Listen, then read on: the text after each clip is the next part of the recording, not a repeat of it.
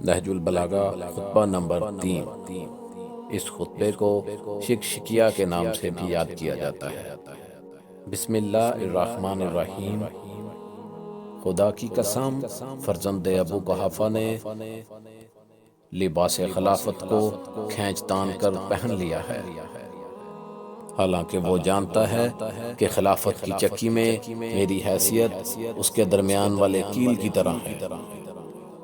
اور علم کا سیلاب میری ذات سے گزر کر نیچے کی طرف جاتا ہے، اور میری بلندی تک کسی کا دائرہ فکر پرواز نہیں کر سکتا۔ اس کے باوجود میں نے خلافت کے آگے پردہ ڈال دیا اور اس سے پہلو دہی اختیار کر لی، اور یہ سوچنا شروع کر دیا کہ کٹے ہوئے ہاتھوں سے حملہ کروں یا اسی بھیانک اندھیرے پر صبر کر لوں جس میں سن رسیدہ بالکل ضعیف ہو جائے اور بچہ بوڑھا ہو جائے، اور مومن محنت کرتے کرتے خدا کی بارگاہ تک پہنچ جائے۔ تو میں نے دیکھا کہ ان حالات میں صبر ہی قرین عقل ہے، تو میں نے اس عالم میں صبر کر لیا کہ آنکھوں میں مصائب کی کھٹک تھی اور گلے میں رنج و غم کے پھندے تھے۔ میں اپنی میراث کو لٹتے ہوئے دیکھ رہا تھا، یہاں تک کہ پہلے خلیفہ نے اپنا راستہ لیا اور خلافت کو اپنے بعد دوسرے کے حوالے کر دیا۔ کہاں وہ دن جو گزرتا تھا میرا اونٹوں پر، اور کہاں یہ دن کہ میں حیان کے جوار میں ہوں۔ حیرت انگیز بات تو یہ ہے کہ وہ اپنی زندگی میں استعفیٰ دے رہا تھا اور مرنے کے بعد دوسرے کو طے کر گیا۔ بے شک دونوں نے مل کر شدت سے اس کے تھنوں کو دوہا ہے، اور اب اسے ایسی سخت اور درست منزل میں رکھ دیا ہے جس کے زخم کاری ہیں اور جس کو چھونے سے بھی درشتی کا احساس ہوتا ہے۔ لرزشوں کی کثرت ہے اور معذرتوں کی بہتات۔ اس کو برداشت کرنے والا ایسا ہی ہے جیسا سرکش اونٹنی کا سوار کہ مہار کھینچ لے تو اس کی ناک زخمی ہو جائے، اور اگر مہار کو ڈھیل دے دے تو ہلاکتوں میں کود پڑے۔ تو خدا کی قسم، لوگ ایک کجروی، سرکشی، تلاون مزاجی اور بے راہ روی میں مبتلا ہو گئے، اور میں نے بھی سخت حالات میں طویل مدت تک صبر کیا، یہاں تک کہ وہ بھی اپنے راستے پر چلا گیا، لیکن خلافت کو ایک جماعت میں قرار دے گیا جن میں ایک مجھے بھی شمار کر گیا، جبکہ میرا اس شورا سے کیا تعلق تھا؟ مجھ میں پہلے دن کون سا عیب و ریب تھا جو آج مجھے ایسے لوگوں سے ملایا جا رہا ہے؟ لیکن اس کے باوجود میں نے انہی کی فضا میں پرواز کی کہ وہ نزدیک پرواز میں اڑے تو میں تب بھی ان کے ساتھ رہا، اور اونچی پرواز میں اڑے تو میں تب بھی ان کے ساتھ ہی رہا۔ پھر بھی ایک شخص اپنے کینے کی بنا پر مجھ سے منحرف ہو گیا، اور دوسرا دامادی کی طرف جھک گیا، اور کچھ اسباب اور اشخاص اور بھی تھے جن کی وجہ سے تیسرا سرگین اور چارے کے درمیان اپنا پیٹ پھلائے کھڑا ہوا، اور اس کے ساتھ اس کے اہل خاندان بھی کھڑے ہوئے،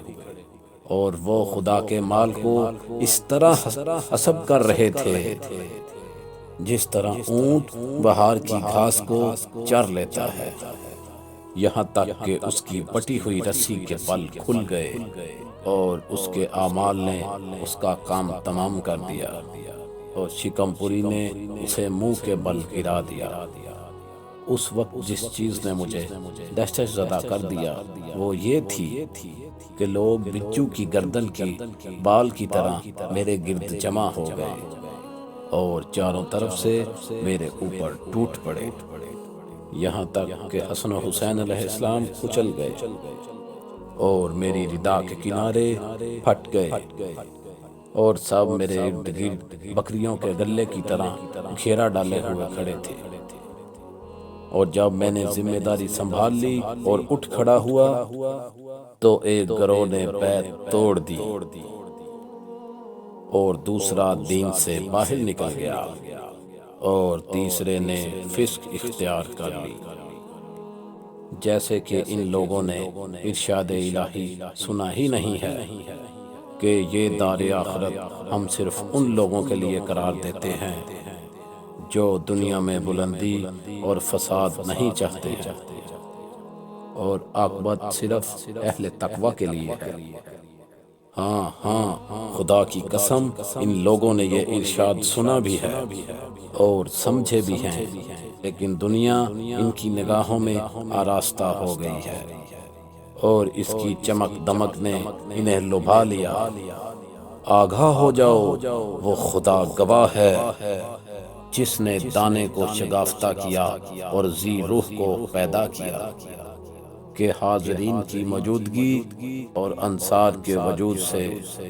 حجت تمام نہ ہو گئی ہوتی تو اللہ کا اہل علم سے یہ عہد نہ ہوتا کہ خبردار ظالم کی شکم پوری اور مظلوم کی گرسنگی پر چین سے نہ بیٹھنا۔ تو میں آج بھی خلافت کی رسی کو اس کی گردن پر ڈال کر ہنکا دیتا اور اس کے آخر کو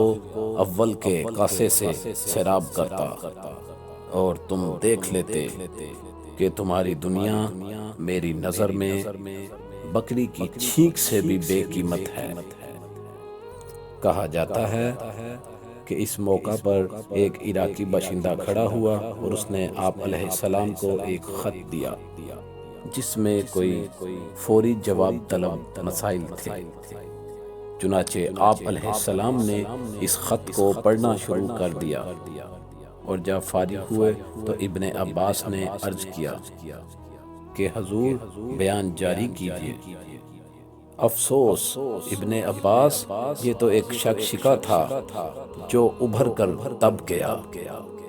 ابن عباس کہتے ہیں مجھے کسی کلام کے نا تمام ہونے کا اس طرح افسوس نہیں ہوا جتنا افسوس اس امر پر ہوا کہ امیر المومنین علیہ السلام اپنی بات پوری نہ فرما سکے اور آپ علیہ السلام کا کلام نا تمام رہا۔